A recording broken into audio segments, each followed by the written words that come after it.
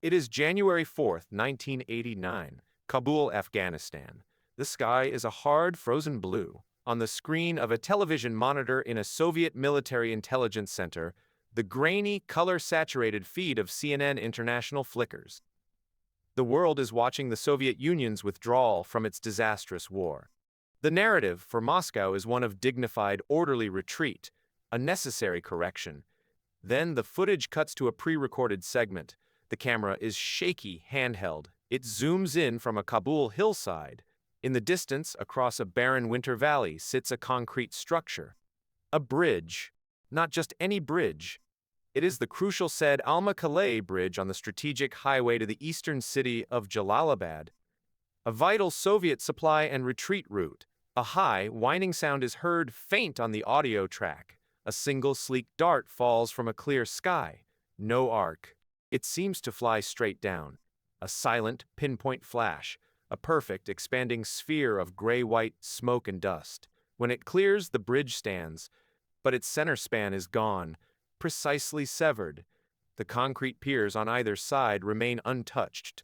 In the intelligence center, the room goes very quiet. The cigarette smoke hangs still. A colonel leans forward, his face bleached by the monitor's glow. The broadcast continues with commentary, but the words are lost. The image replays. Again, the bomb did not miss. It did not carpet an area. It chose a single point on a single structure and erased it. This was not a battlefield report. It was a demonstration. And the audience, though unintended, was watching from Moscow. The war was ending, but a new kind of fear was just beginning. The Soviet Union was not just leaving Afghanistan. It was leaving behind a terrifying question, delivered live via satellite. What just hit that bridge? The answer lay not in the mountains of the Hindu Kush, but in a global technological race that had accelerated it in the shadows of the 9-year conflict. To understand the shock of that moment, we must rewind to the war's bitter origins. The Soviet war in Afghanistan did not begin with a single invasion, but with a slow, deliberate crawl into a quagmire. To understand the bridge, the bomb, and the broadcast, we must first understand the landscape they shattered. It is the night of December 24, 1979. The air over the Amu Darya River is frigid.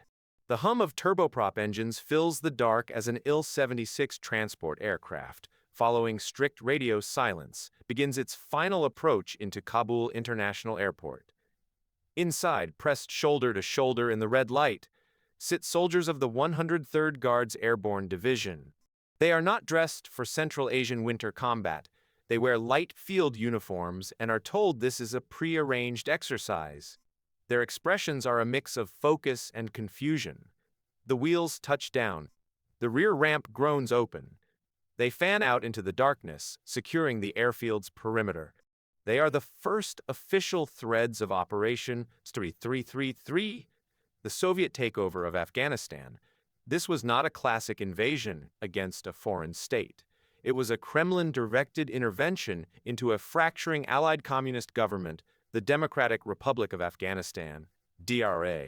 For months, the DRA had been hemorrhaging control under President Hafizullah Amin, who had proven violently unpredictable even to his Soviet patrons. In Moscow, the Politburo, led by an aging and paranoid Leonid Brezhnev, operated on a bedrock doctrine, the Brezhnev Doctrine. It declared that once a country became socialist, it could never be allowed to leave the Soviet bloc.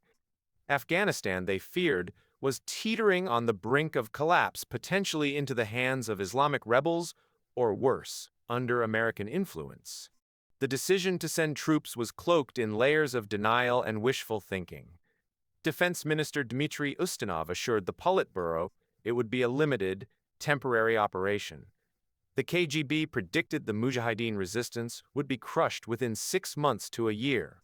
They envisioned a swift decapitation of Amin's unstable regime, his replacement by the more pliable Babrak Karmal, and a rapid stabilization performed by a modest, limited contingent of Soviet troops.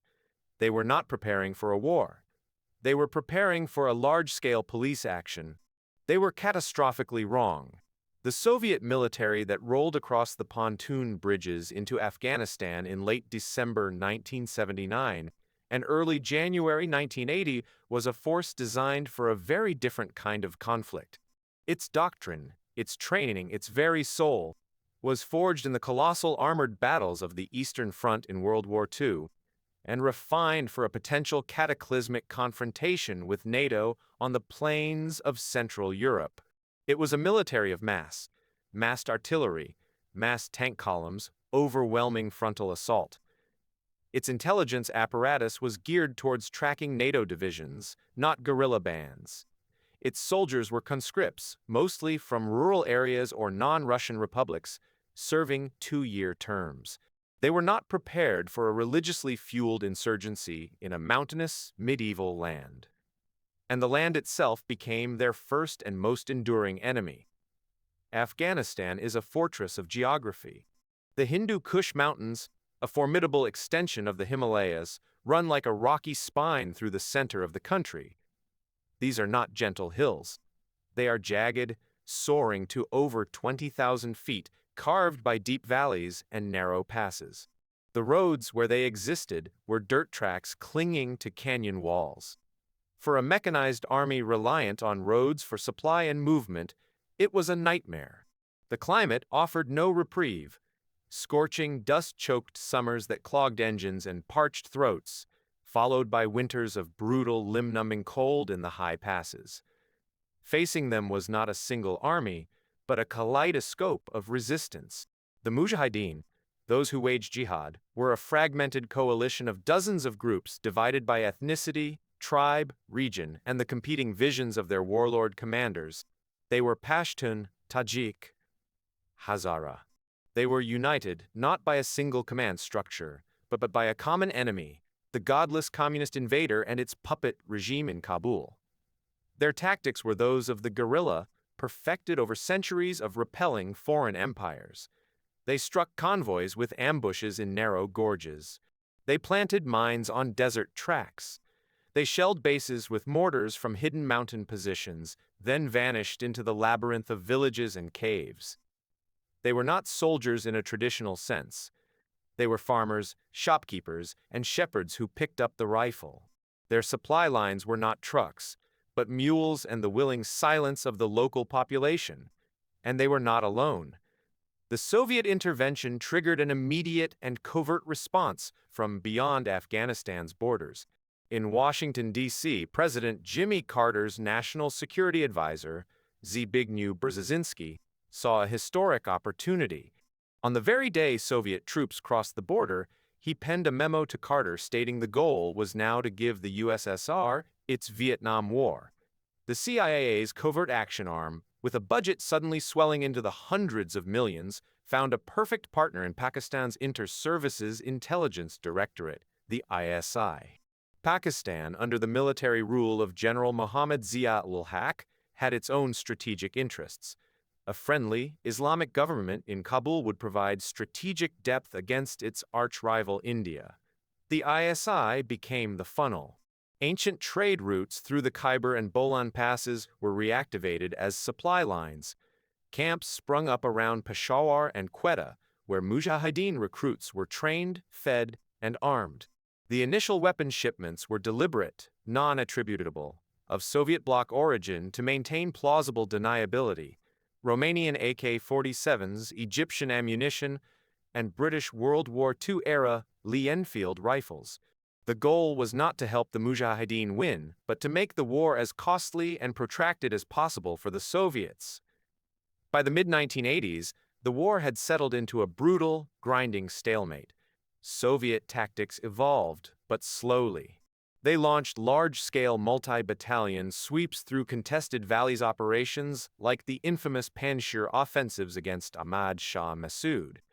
These would clear an area temporarily, at great cost, only for the Mujahideen to filter back as soon as the troops withdrew. The Soviet answer to the guerrilla was often sheer, indiscriminate firepower. May 24 Hind helicopter gunships became the iconic weapon of the war, raking villages and mountain slopes with rockets and cannon fire. Long-range artillery and massive aerial bombardments targeted suspected rebel sanctuaries. The collateral damage was immense, creating a flood of refugees and deepening the population's hatred for the occupiers. This was the entrenched, bloody reality of the war as the 1980s progressed. A high-tech conflict this was not. It was a war of attrition, fought with Kalashnikovs, RPG-G7s, mines, and unguided bombs. Precision was a concept reserved for snipers and artillery spotters, not for aerial bombardment. For the Soviet General Staff watching their nightly situation reports, the war was a persistent, hemorrhaging wound, but one they believed was contained within the framework of a brutal, low-tech counterinsurgency. Yet, far from the dusty valleys of Afghanistan, in the laboratories and test ranges of the United States, a revolution in warfare was quietly reaching maturity. A revolution that would, in a single televised instant, rip aside the curtain and expose the staggering gap that had opened up while Moscow was looking the other way. While Soviet conscripts patrolled the Salang Pass, a different kind of soldier was training in the Nevada desert. The American response to Vietnam had not been retreat, but a technological reckoning. The U.S. military, deeply scarred by the inefficiency and moral quagmire of indiscriminate bombing campaigns, embarked on a relentless pursuit of one concept: precision. The dream was ancient, to strike the enemy's vital point with a single blow. The path to it was forged in the crucible of World War II, with early guided munitions like German Fritz Frechsechs, and evolved through the electronic warfare of Vietnam. There, the USAF introduced early laser-guided bombs like the Paveway Eye. The footage from a 1972 test telling: a bomb corkscrewing down a ventilation shaft of the Than Hoa Bridge, a target that had survived years of conventional bombing. The weapon worked, but it was fragile, expensive, and reliant on clear weather and a steady laser designation hand. It was a prototype of a future not yet realized. The 1970s and 80s became the incubation period for that future. Driven by the Cold War doctrine of offsetting the Warsaw Pact's numerical superiority with technological overmatch, the U.S. invested billions in what would become known as the revolution in military affairs. At its heart was a suite of technologies: stealth, advanced sensors, digital data links, and precision-guided munitions, PGMs. The goal was not just to hit a target, but to see it, identify it, track it, and strike it with near certainty, all while minimizing exposure and collateral damage. The star of this revolution was the second-generation P-2 laser-guided bomb. It was elegantly simple in concept, devastating in execution. Take a standard dumb 500-pound or 2,000-pound iron bomb, attach a modular kit, a new tail fin assembly with guides electronics, and a seeker head in the nose. This seeker head contained a sensor that could see the reflected energy of a laser beam. The laser itself was not on the bomb. It was painted on the target by a source on the ground, a special forces team with a portable designator, or from the air, by a pod mounted on another aircraft. The physics were brutally effective. Once released, the bomb's seeker head would lock onto the dazzling spot of laser energy. Small canards on the nose would twitch and adjust, steering the falling bomb directly toward the center of that spot. Wind, trajectory, even the releasing aircraft's movement became irrelevant. The bomb was, in essence, riding the beam down to a point measured in inches. From an altitude of 15,000 feet, a pilot could release the weapon and turn away, leaving the bomb to find its own way at the size of a garage door. For the U.S. military, this was a warfighting revolution. For the CIA, it was a perfect covert tool. By the mid-1980s, the scope of American support to the Mujahideen had transformed under President Ronald Reagan. What began as a trickle of old weapons was now a torrent of cutting-edge, purpose-built guerrilla technology. The iconic gift was the FIM-92 Stinger missile, which would brutally curtail Soviet air dominance in 1986. But alongside the Stingers came other tools: long-range sniper rifles, secure communications gear, and targeting systems. Crucially, the CIA and U.S. Special Operations Forces began a quiet, deniable campaign to introduce the components of precision strike into Afghanistan. Not the bombs themselves, those required sophisticated aircraft to deliver, but the eyes to guide them. Teams trained select mujahideen, particularly those of the famed commander Ahmad Shah Massoud, in advanced reconnaissance, surveillance, and target acquisition (RSTI). They provided high-magnification scopes, night vision devices, and laser rangefinders. The message was clear: find the high-value, fixed targets, the bridges, the command bunkers, the key infrastructure of the Soviet DRA regime. Map them, mark them, record their coordinates. This set the stage for a convergence. By late 1988, the Soviet Union, under the reformist leader Mikhail Gorbachev, was irrevocably committed to withdrawal. The Geneva Accords had been signed. The last columns were preparing to lumber back across the Amu Darya. The Mujahideen, sensing victory, were no longer just trying to survive. They were positioning for the coming civil war. They wanted to showcase their power, to demonstrate they could not only bleed the bear, but decisively break its tools. And in the United States, there was a parallel desire for a demonstration. Not just for the Mujahideen, but for a global audience. The new American way of war, honed in secret and tested in limited engagements like the 1986 strike on Libya, needed a public unveiling. A clean, clinical, and undeniable showcase of its power. The retreating Soviets provided the backdrop. The Mujahideen provided the ground truth. The technology was ready, waiting in hardened hangars at bases in the Persian Gulf. All that was needed was a target. A singular, concrete symbol of Soviet control that, once removed, would signal an irrevocable shift. That target was identified on the road to Jalalabad. It was a bridge called Said Alma-Calais. The stage was now set. The players were in position. A desperate insurgency, a retreating superpower, a rising technological power, and the new, omnipresent eye of global satellite television. The story of the bomb is inseparable from the story of the camera that captured it. In January 1989, the lens belonged to a CNN crew, led by correspondent Peter Arnett and cameraman David Green. They were in Kabul not to film a weapons test, but to document the final tense days of the Soviet occupation. The air was thick with uncertainty and danger. The Soviet withdrawal was a staged but fragile performance. The Mujahideen lurked in the hills, and the DRA government on collapse. Arnett and Green operated in this limbo. Their access was a negotiation with shadows.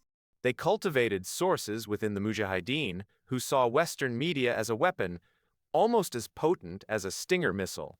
It was through these channels that a tip arrived. Something significant was being planned for the Jalalabad road. A demonstration of new capability. They were not given coordinates or specifics, only a time and a general location. Before dawn on January 4th, they were guided to a barren hillside in the Said Alma-Calais Valley. The air was bitingly cold. They set up their gear, a bulky broadcast quality camera on a tripod. The scene before them was static, almost mundane. A concrete bridge sat in the middle distance. A Soviet DRA checkpoint was visible at one end, tiny figures moving about. It was a classic Afghan landscape of brown hills and pale sky. There was no sign of aircraft, no preparation on the ground. Then, a signal from their Mujahideen escorts. Green pressed record. The camera's viewfinder framed the bridge. The audio picked up the whisper of the wind, the nervous breathing of the crew. They waited. This was not a Hollywood production. There was no countdown, no certainty. They were filming emptiness, hoping for an event. When it came, it was over in less than 3 seconds. The high-pitched whistle, the dark sliver against the blue, the flash, a brilliant, silent flower blooming at the bridge's center. The delayed, flat thump of the explosion reaching the microphone a heartbeat later. Then the slow, elegant billow of smoke and dust. Green's training took over. He did not flinch, did not zoom out. He held the shot steady. As the smoke cleared, the result was revealed not with a dramatic collapse, but with a chilling clarity. The bridge was amputated, a clean, surgical cut. The camera lingered, a silent witness to the perfection of the strike. No secondary explosions, no stray damage to the piers. It was an image of absolute efficiency. This footage did not remain raw intel. It was fed, via satellite uplink, to Atlanta. CNN's editors saw its power immediately. It was not just news, it was visual rhetoric. They packaged it into a segment for their global broadcast. The narrative was crafted. The Mujahideen, with U.S. support, could now surgically dismantle the infrastructure of the state. The broadcast turned a covert military action into a public spectacle. For the first time in history, a precision strike was not described in a Pentagon briefing or shown in grainy declassified footage. It was delivered in full color, with expert commentary into living rooms and, crucially, into military monitoring stations worldwide. The journalist, unwittingly, became the courier for a declaration of technological supremacy. The object that fell from the sky that day was a GBU-10 Paveway-2 laser-guided bomb.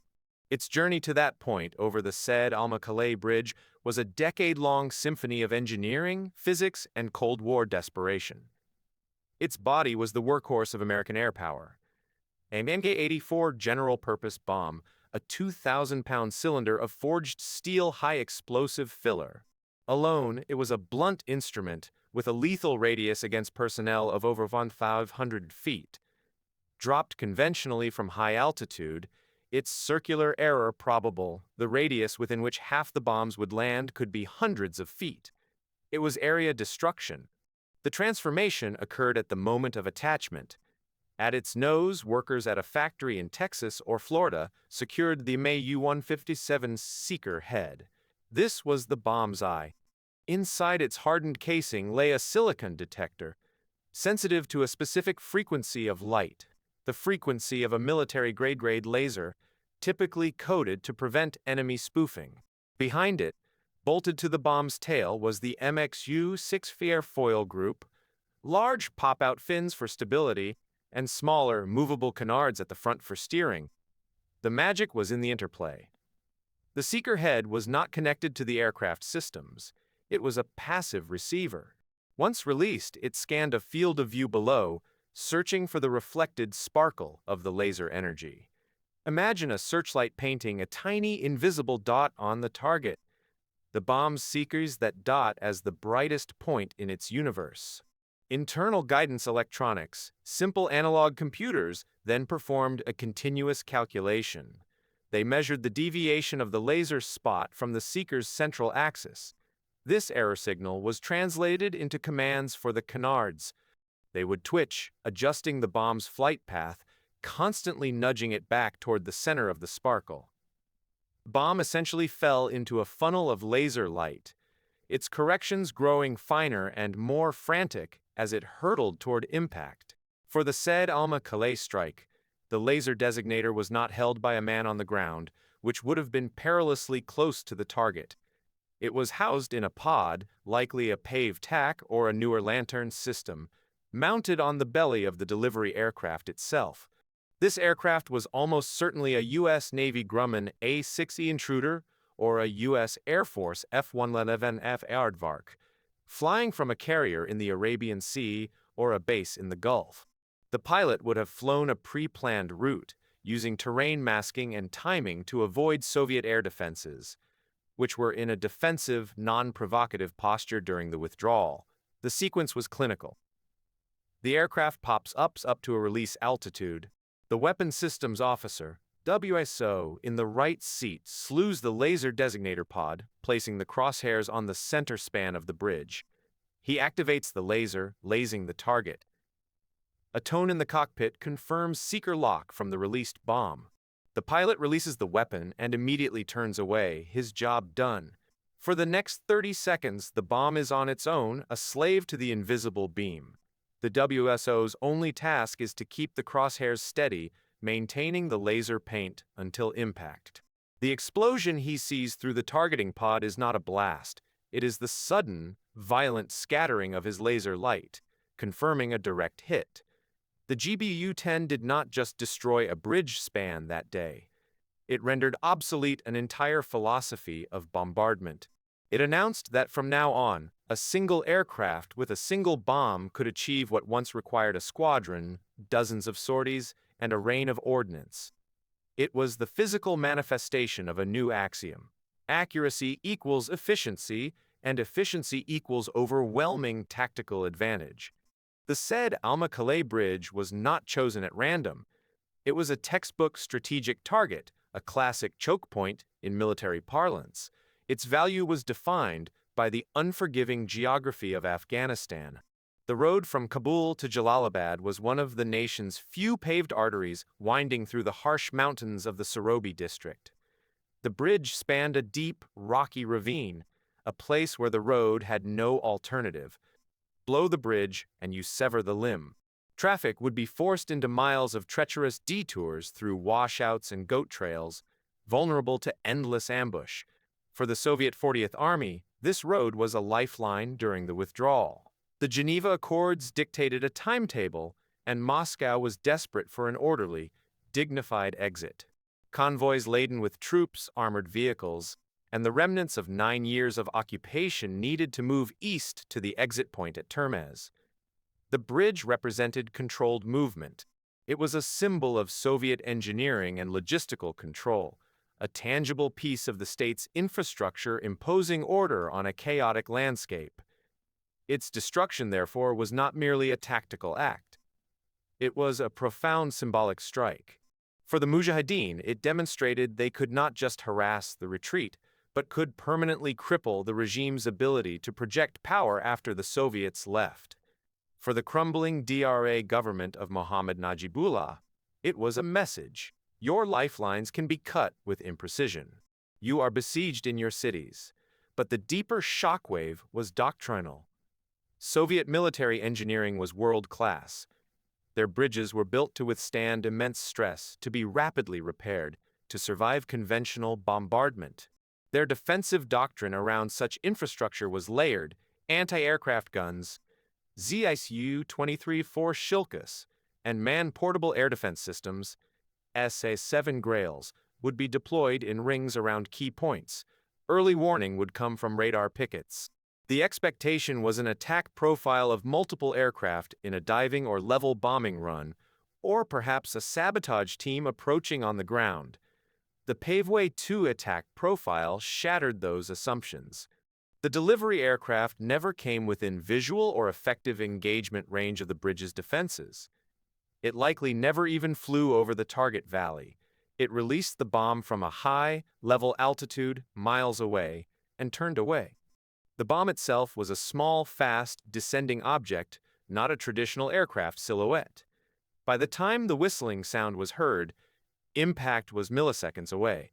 There was no warning for the guards at the checkpoint, no time to react, no target to shoot at. The bridge itself died a perfect death. The laser spot was likely held on the center of the span's underside, where the explosive force would be most efficiently transferred into bending and snapping the reinforced concrete. The 2,000-pound warpoint detonated not on the road surface, but within the structure's heart. The blast propagated through the girders and support beams, shearing them in a focused, localized cataclysm. The piers, designed to bear vertical loads, were left standing, useless. The damage was total for the span, yet curiously neat. It looked less like an act of war and more like a planned demolition. This precision created a new kind of terror for a conventional military. It meant that any critical fixed asset, a command bunker, a communications tower, a power plant, a runway intersection, was permanently vulnerable. Hardening defenses around the asset itself was futile. The only defense was to destroy the delivery platform before it launched, or to blind its targeting systems. But in the mountains of Afghanistan, against an enemy with air supremacy and stealth technology on the horizon, that was a phantom chase. The bridge at Said Alma-Calais ceased to be a piece of infrastructure. It became a lesson, written in shattered concrete. Your fortifications are irrelevant. The scene in the Soviet Military Intelligence Analysis Center, likely belonging to the GRU, Main Intelligence Directorate, or a special technical analysis department of the General Staff, was one of escalating professional alarm. The officers watching the CNN feed were not ordinary soldiers. They were analysts. Their job was to parse battlefield reports, technical intercepts, and spy imagery to build a mosaic of enemy capability. Lived in a world of probabilities, estimates, incremental updates. The initial viewing of the CNN segment would have been met with skepticism. Propaganda. Mock-up. Clever editing, they would have scrutinized the footage for cuts, for inconsistencies in the smoke, for signs of a composite image. They would have checked their own internal reports from the 40th Army in Afghanistan. A bridge on the Jalalabad road was down. Confirmed.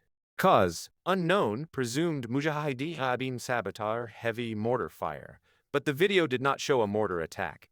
It showed a single bomb from a single aircraft striking with impossible accuracy.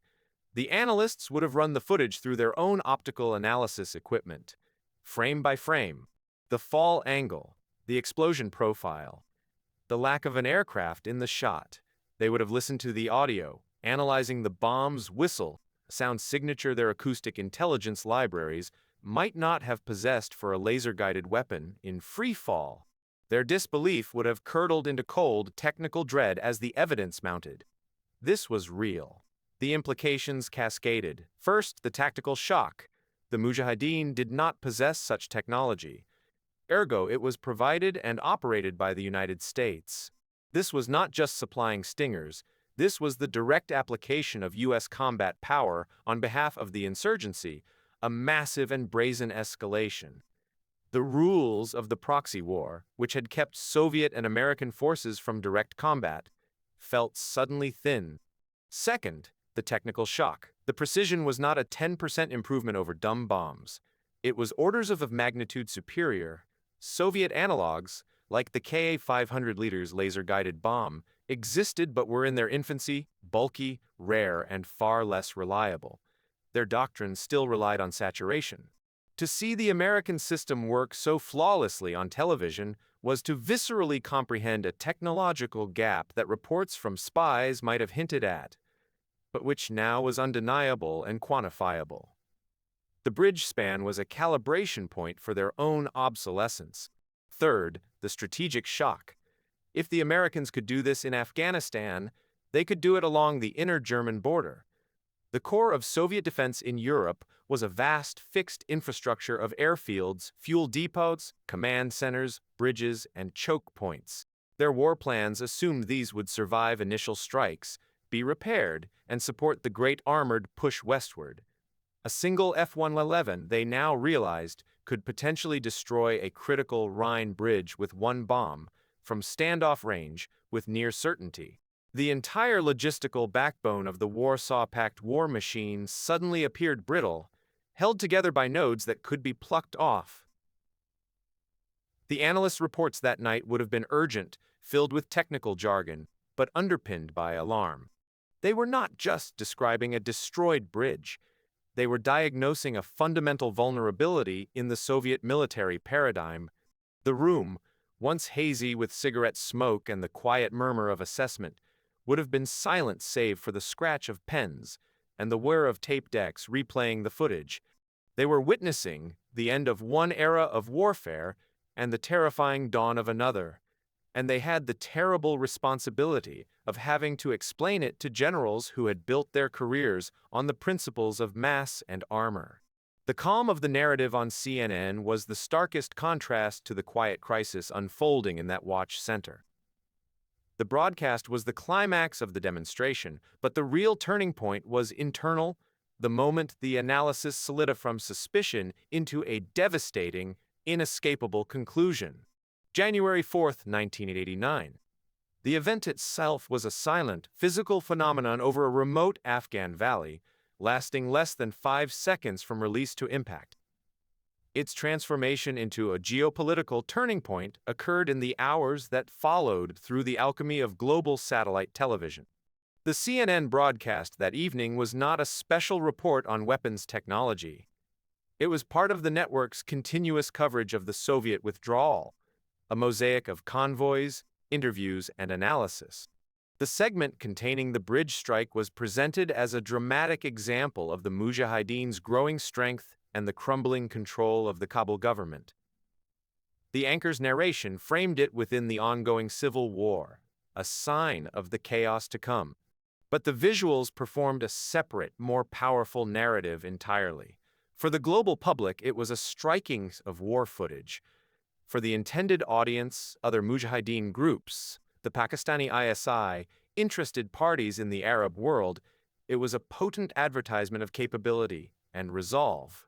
But for the unintended audience in Moscow and in Soviet military installations across Eastern Europe, the broadcast was a meticulously detailed intelligence brief delivered in the open.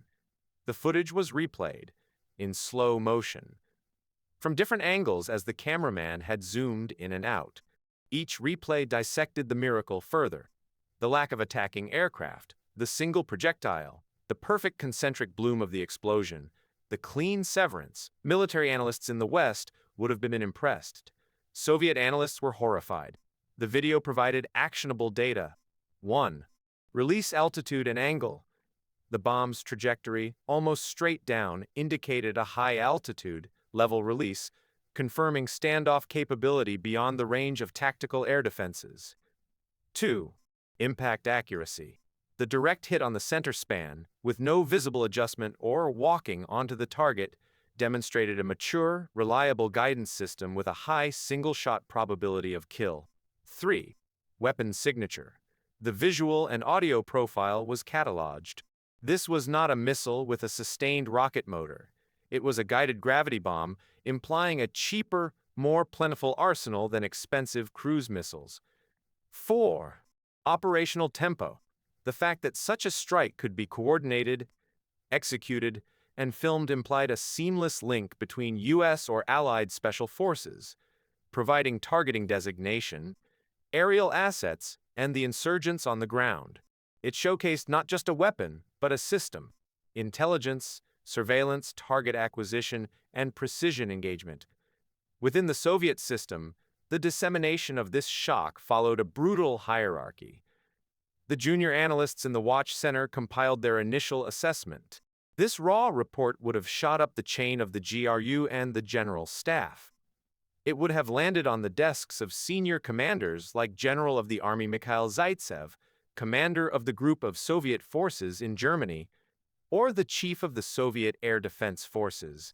For these men, the abstract reports about American precision strike developments they had read in classified journals now had a concrete, vulgar proof. A propaganda broadcast had done what 1,000 classified briefings could not. It made the threat visceral. Simultaneously, the political leadership was informed. While Mikhail Gorbachev and his foreign minister Eduard Shevardnadze were deeply invested in the withdrawal and perestroika, the military had a duty to report a fundamental shift in the threat assessment. The message was stark: the technological gap we suspected is real, and it is being operationally validated against our forces as we retreat. The United States is not just observing our humiliation, it is actively demonstrating a new form of dominance on our retreat route. The timing was exquisitely brutal. The Soviet Union was in the act of conceding defeat in a long, draining war. The narrative of a negotiated withdrawal was a fragile face-saving measure. This broadcast ripped that facade away. It showed the world, and the Soviet leadership itself, that the retreat was not under political pressure, but under a form of military compulsion so advanced it looked like science fiction. The bear was not just walking away, it was being herded off by an invisible, unassailable shepherd. The climax, therefore, was not the explosion.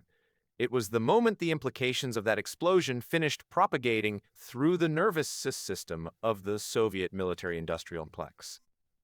It was the sound of a paradigm breaking. The doctrine of mass, the faith in armored hordes, the belief in the resilience of their logistics, all of it was suddenly questioned by a 30-second news clip. The turning point was internal and intellectual. The realization that they were not just behind, but that they had been lapped. The battlefield had transformed from a contest of steel and will into a contest of information and photons, and they did not possess the tools to compete. This internal crisis of confidence demanded a response, but the nature of that response would reveal the depth of the Soviet dilemma. The immediate reaction within the Soviet system was not a roar, but a stunned, bureaucratic silence, followed by a frantic two-track scramble. The public face and the private reality diverged violently. Publicly, the Soviet and DRA response was muted, dismissive. Official TASS news agency releases, if they mentioned the bridge at all, attributed its destruction to bandit sabotage or heavy mortar shelling. The lexicon of the war did not possess the words to describe what had happened. To acknowledge a single precision aerial bomb would be to admit both the catastrophic failure of their air defenses and the direct, overt combat involvement of the United States. Neither was tenable politically. The withdrawal was to be framed as a sovereign decision, not a retreat under fire from new American weapons. So the public narrative clung to the familiar, the devious, ground-based Dushman. The machinery of the Soviet state convulsed. First came the furious demand for internal accountability. Radio transcripts from the 40th Army's air defense units in the Kabul-Jalalabad sector were pulled and scrutinized. Had any radar painted an unidentified aircraft? Had any visual spotter reported engine noise? The answers would have been negative or inconclusive. Reports from the ground troops stationed near the bridge were equally baffling. A sudden whistle, a massive explosion from the bridge itself, no preceding aircraft sighting. This lack of warning was as alarming as the destruction. It meant their entire integrated air defense network, the radars, the observers, the interceptor alerts, had been blindsided. A weapon had fallen through a hole in their perception. Second, and more critically, came the urgent tasking of the KGB's Line X, scientific and technological espionage officers in the GRU's Foreign Intelligence Directorates. Their orders were explicit: find out everything about that weapon system. Not just the bomb, but the entire kill chain. The laser designator pods, names like Pave Tac, Lantern, entered their vocabulary with new urgency. The aircraft modifications, the training protocols for the weapons systems officers, the reliability rates, the cost per unit. This was no longer academic intelligence gathering. It was a damage assessment for the future of the Soviet military. Agents in Europe, Japan, and the United States were pressed for any fragmentary data on precision guidance kits. The West's open scientific literature, once a source of casual interest, was now mined with desperate intensity. Within the design bureaus of the Soviet military-industrial complex, the Soviet of Chief Designers, a cold realization dawned. They had equivalents: the Kh-25 and Kh-29 laser-guided missiles, the Ka-B-500 bomb. But these were specialist weapons, often requiring the launching aircraft to maintain a laser lock on the target, flying straight and level into the teeth of defenses. They were not modular kits that could be strapped to thousands of existing iron bombs. They were not integrated into a widespread, battle-tested system. The grainy CNN footage was a peer review, and the verdict was that Soviet precision strike technology was a generation behind. Heavier, less flexible, and far more dangerous for the operator. The most profound reaction, however, was doctrinal. In war games and staff studies across Soviet military academies, a new variable was introduced with terrifying weight. War games for the European theater had always factored in NATO air power, but it was modeled as a blunting force, a harrying element to be saturated and overwhelmed by numbers and robust engineering. Now, a single blue chip on the map representing a flight of F-111s or F-15Es could not just blunt, but delete red chips representing critical bridges, command posts, and fuel farms with near certainty. The foundational Soviet operational concept, the deep battle reliant on successive echelons flowing along secure lines of communication, suddenly seemed like a parade along a shooting gallery. The reaction, therefore, was a turning point not of action, but of comprehension. The Soviet military and political leadership understood, in a way that graphs and spy reports had never conveyed, that the correlation of forces had shifted in a fundamental qualitative manner. The United States could now apply force with a surgical scalpel instead of a bludgeon, and they had just performed a very public autopsy on a Soviet-built bridge to prove it. The withdrawal from Afghanistan continued, but the mood had shifted. It was no longer just an exit from a failed counterinsurgency. It was a retreat from the front lines of a new technological war they were utterly unprepared to fight. The humiliation of the long war was now compounded by the shock of the new. The climax of the event was this dual realization. They had lost the war they fought, and they were unequipped for the war that was coming. This moment of stunned recognition flows directly into the war's end and its long, unspooling consequences. The bridge at Sed Alma-Calais was never rebuilt by the Soviet or DRA forces. Its severed ends stood as a stark, concrete monument to the new reality, a permanent choke point on the road to Jalalabad. For the remaining Soviet convoys, it was a logistical headache requiring arduous detours. For the Mujahideen, it was a trophy and a tactical windfall. But its true impact was felt far from the Hindu Kush, in the planning rooms and factories of the superpowers. In the immediate weeks following the January 4 broadcast, the Soviet withdrawal accelerated under a shadow of heightened vulnerability. Commanders, now acutely aware of the precision strike threat, grew even more cautious. Convoy movements became more disjointed, air cover more paranoid. The psychological burden on the retreating 40th Army increased. They were not just leaving a hostile country, they were exiting a battlefield where the enemy possessed a weapon they could neither see nor counter. The final troops crossed the Friendship Bridge at Termez on February 15, 1989, ending the Soviet Union's direct military involvement. The war ground on without them, the DRA regime clinging to life for 3 more years, but the Soviet military's immediate focus turned inward. The post-war post-mortem within the Soviet armed forces was brutal. The General Staff initiated a series of classified analyses, codenamed and compartmentalized, examining the lessons of Afghanistan. While the bulk of these studies focused on counterinsurgency failures, poor morale of conscripts, inadequate training for mountain warfare, the inefficacy of large-scale sweeps, a separate, highly sensitive thread dealt with the technological shock.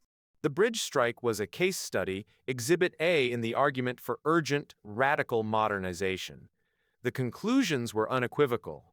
Soviet air defense doctrine was declared obsolescent. It was optimized against high-flying bombers and low-flying cruise missiles, not against precision-guided munitions released from medium altitude from platforms that never entered the engagement zone. The Vojska PVO, Air Defense Forces, and frontal aviation were tasked with developing new concepts. Look-down, shoot-down radars for interceptors to hunt strike aircraft before weapon release, and the rapid acceleration of their own precision-guided munition, PGM programs. The KAB 500 liters and KAB 1500 liters bombs received emergency funding and priority testing.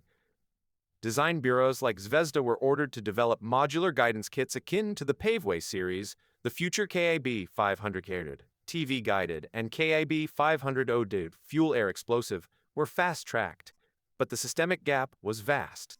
The Soviet defense industry, monolithic and geared towards mass production of robust, simple systems, struggled with the precision microelectronics, stable lasers, and miniaturized control systems that the Americans had mastered.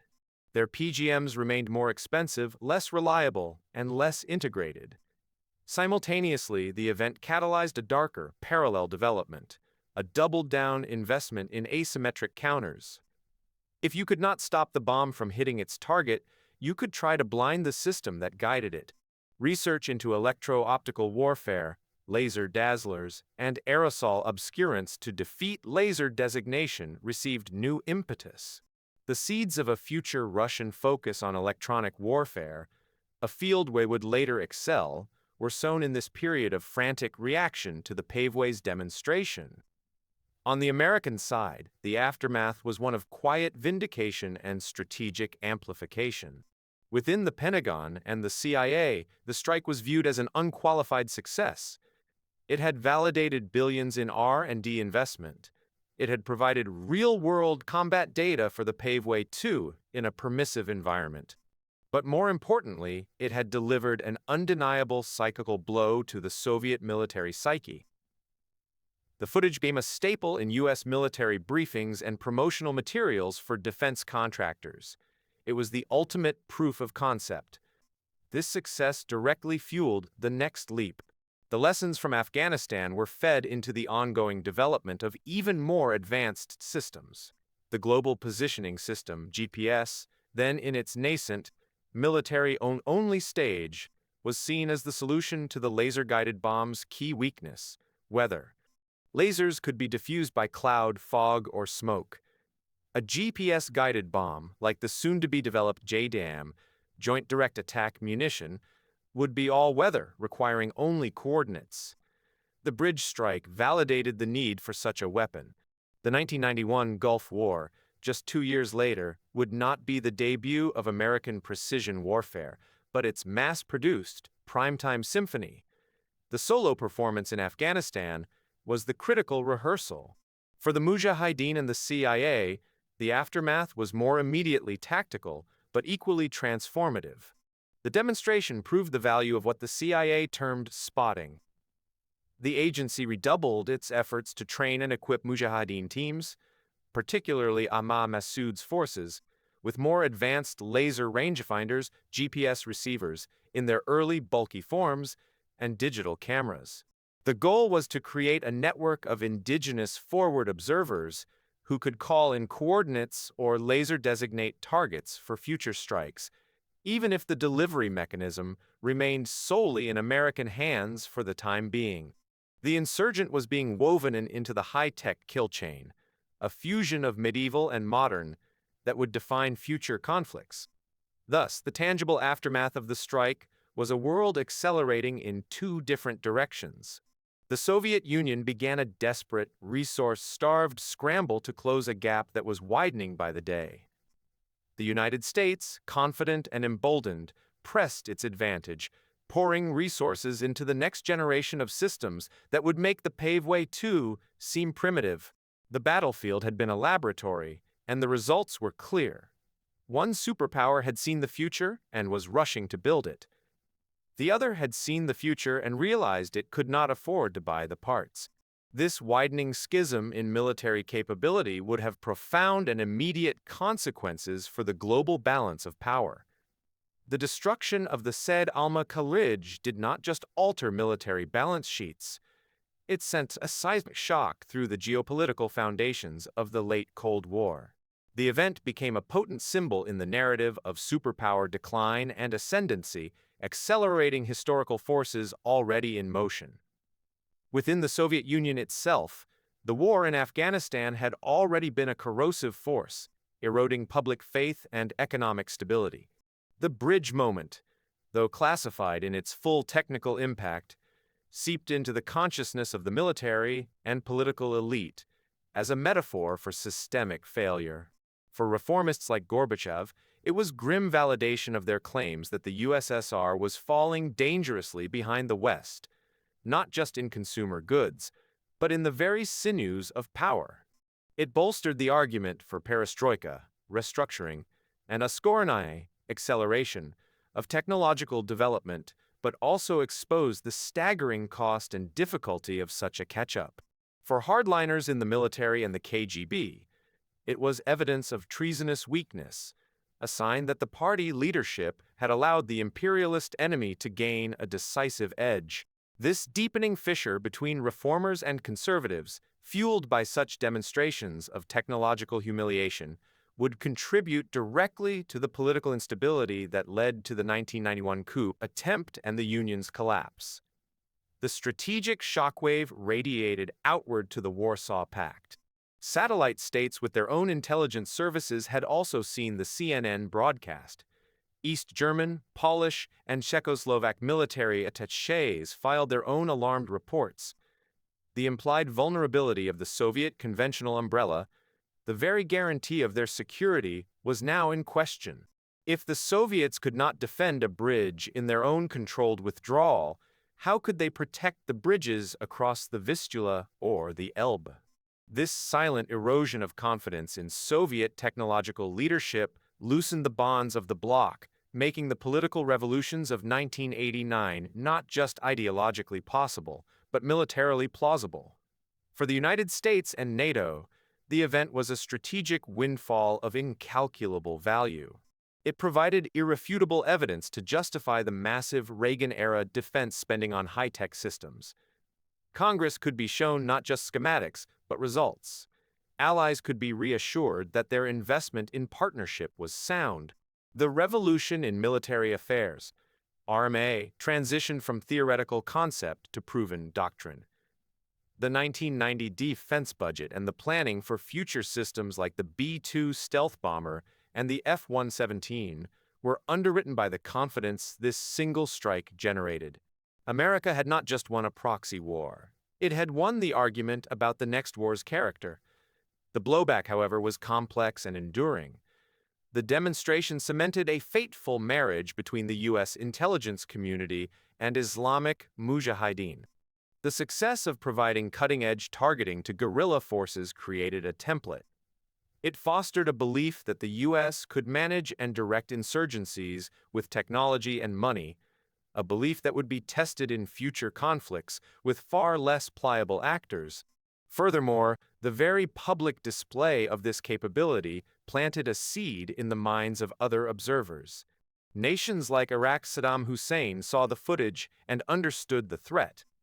It likely influenced his decision to deeply harden and disperse his command and control infrastructure before the 1991 Gulf War. Adversaries worldwide now knew the standard they had to meet or circumvent.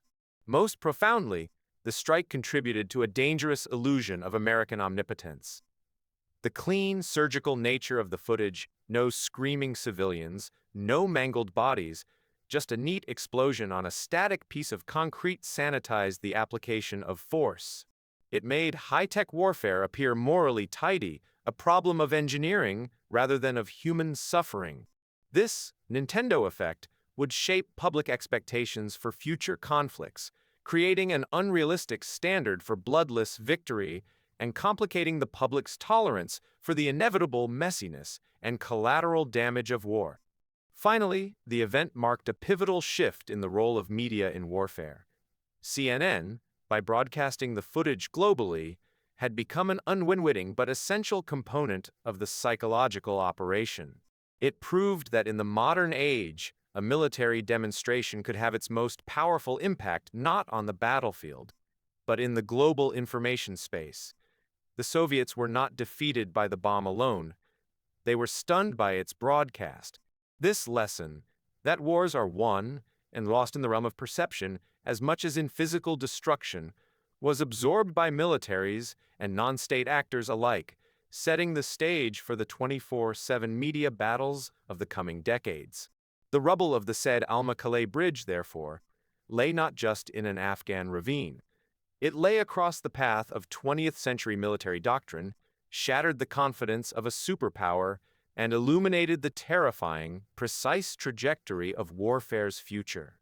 The aftermath was a world reordered, where precision began to eclipse mass and information became as critical as ordnance. This leads us to the final sober reflection on what this moment meant for the course of history, technology, and the very nature of conflict. The story of a single bomb and a single bridge transcends the tactical.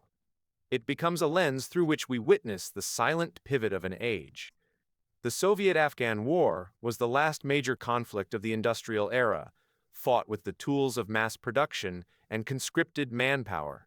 Yet, in its final act, it gave birth to a preview of the informational era of warfare. The stunned analysts in their Moscow Watch Center were not just witnessing a new weapon.